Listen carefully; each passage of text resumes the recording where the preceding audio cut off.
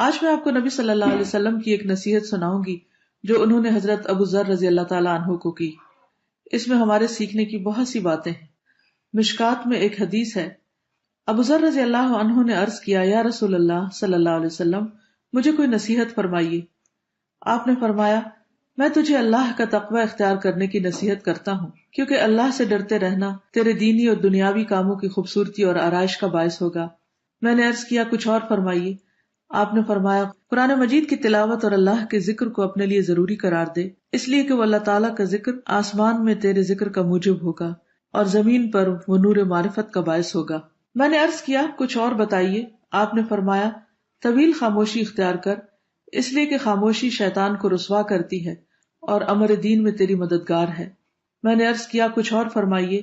آپ نے فرمایا، اپنے آپ کو زیادہ ہنسنے سے بچا، اس لیے کہ زیادہ ہنسنا دل کو مردہ کر دیتا ہے اور چہرے کی شگفتگی کو زائل کر دیتا ہے۔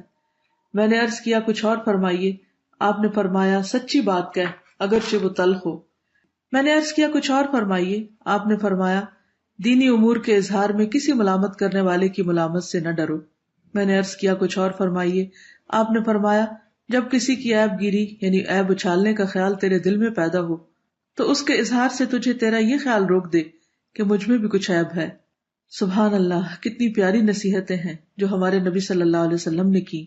اللہ سے دعا ہے کہ وہ ہمیں عمل کی توفیق عطا فرمائے اور ہمارے اخلاق اور کردار کو سنت کے مطابق ڈھال دے۔ السلام علیکم ورحمۃ اللہ وبرکاتہ۔